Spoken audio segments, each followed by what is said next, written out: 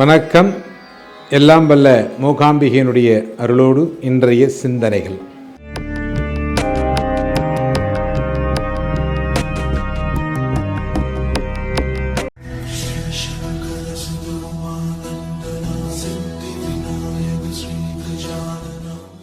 ஒரு வீட்டில் ஒரு தேவி உபாசகர். அந்த தேவி உபாசகர் என்ன பண்றார் அப்படின்னா, அம்பாளுக்கு பூஜை செய்து கொண்டிருக்கிறார். இந்த தேவி உபாசகர் எல்லாருமே என்ன பண்ணுவாங்கன்னா, உபாசகர் அப்படின்னாலே ஒரு பூஜையை எடுத்துக்கொண்டவர். இவங்க என்ன பண்ணுவாங்க அப்படின்னா, அந்த பூஜை மீதுதான் கவனம் இருக்குமே தவிர அவர்களை எந்த விஷு ஜந்து கடித்தாலும் கவனம் இருக்காது. யார் கூப்பிட்டாலும் தெரியாது. இந்த பூஜையில தான் முழு கவனம் வச்சிருப்பாங்க. அந்த மாதிரி முழு கவனத்தோடு அவரும் பூஜை செய்து கொண்டிருக்கிறார். அப்பொழுது வாசலிலே அவருக்கு கடன் கொடுத்தவர் சத்தம் போட்டுக் கொண்டிருக்கார். முதல்ல கூப்பிட்டார் இந்த தேவி உபாசகரை. அவர் வரல. 2-3 முறைகள் அழைத்தார், வரவில்லை. தகாத வார்த்தைகளை சொல்லி திட்ட ஆரம்பித்தார்.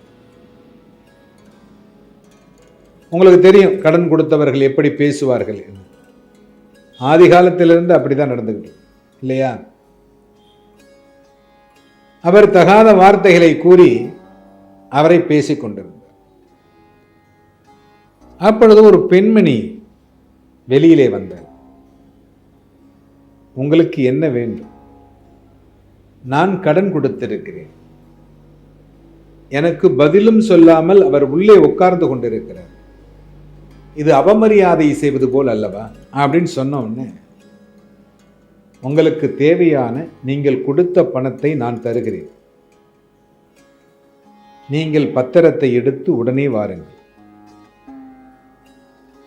இவர் உடனே போயிட்டார். கடன் கொடுத்தவர் பத்திரத்தை எடுக்கிறது. இவர் எழுதி கொடுத்த அந்த புரோநோட்டு அதை எடுத்துட்டு வர்றார். ஒரு 1/2 மணி துளிகள் வந்த உடனே அந்த அம்மா உள்ளாரேந்து திரும்ப வெளியில ஒரு பையை கொடுத்து, இந்த பையில நீ கொடுத்த பணம் உனக்கு சேர வேண்டிய வட்டி சரியாக இருக்கிறதா என்று பார்த்துக்கொள். அவர் உட்காந்து உடனே அந்த பணங்கள் எல்லாம் பார்க்கிறார். சரியா இருக்கு. இந்த பேப்பரை அந்த சுவாமி வருவார், தேவி உபாசகர் வருவார், அவர்கிட்ட கொடுத்துரு. அவர் உனக்கு பிரசாதம் கொடுப்பார், அதையும் வாங்கிக்கோ, நல்லா இரு அப்படின்னு சொல்லிட்டார். ஒரு 1/2 மணி நேரம் அவர் உட்கார்ந்துருக்கிறார். 1/2 மணி நேரம் கழித்து அந்த உபாசகர், தேவி உபாசகர் வெளியில வர்றார். வெளியில பார்க்கிறார், இவர் உட்கார்ந்துருக்கிறார். ஆஹா, நீங்க வந்திருக்கல, நீங்க வந்திருக்கிறதே எனக்கு தெரியாதே, கோச்சிக்க கூடாது. நான் பூஜை பண்ணிட்டு இருந்த அம்பாளுக்கு அந்த நேரத்தில் நீங்க வந்திருக்கேள் போல இருக்கு. இந்தாங்க முதல்ல பிரசாதத்தை வாங்கிக்கோ, உட்காருங்கோ, பிரசாதத்தை வாங்கிக்கோ அப்படின்னு சொல்லி பிரசாதம். அவர் உடனே பிரசாதத்தை வாங்கி நெத்தியில் வச்சுட்டு தீர்த்தத்தை வாங்கி சாப்பிட்டுட்டு, இந்தாங்க உங்களுடைய புரோநோட், நீங்கள் எழுதி கொடுத்த புரோநோட், உங்களுடைய கடன்களை நான் பெற்றுக்கொண்டேன். நான் உங்களுக்கு பணமே கொடுக்கலையே. இல்லை, உங்களது மனைவி இந்த பணத்தை எல்லாம் கொடுத்து விட்டார்கள். இந்த பத்திரத்தை உங்ககிட்ட ஒப்படைக்க சொன்னாங்க, நான் உங்கள்கிட்ட ஒப்படைச்சிட்டேன். ரொம்ப நன்றி. என்னுடைய மனைவியா? ஒரு உடனே உள்ளார குரல் கொடுக்குறார் மனைவிக்கு. மனைவி அங்கேருந்து வர்றாங்க. என்ன இவர்கிட்ட நீ பணம் கொடுத்துருக்கிறியா? இல்லையே, நானும் உங்களோட தானே பூஜையில் உட்காந்துருக்குறேன். நானும் தான் உங்களோட உட்காந்து லலிதா சகஸ்ரநாமம் படிச்சுக்கிட்டு இருந்தேன், நீங்கள் பூஜை பண்ணிக்கிட்டு இருந்தீங்க. நான் ஒன்றும் சொல்ல கொடுக்கலையே. அப்போ யார் கொடுத்தா? உங்கள் மனைவின்னு சொல்லி தான் ஒரு லேடி கொண்டாந்து கொடுத்தாங்க, ஒரு பெண்மணி கொண்டு வந்து கொடுத்தாங்க. இந்தாங்க பத்திரம். இவருக்கு உடனே பிடிச்சி போச்சு. ஆஹா, வந்தது அம்பாள். நான் சிரமப்படக்கூடாது அப்படிங்கிறதுக்காக வந்து இதை செய்திருக்கிறார் அப்படின்னு நினைச்சேன். இந்த நினைத்தவர் யார் தெரியுமா? பாஸ்கர் ராயர்.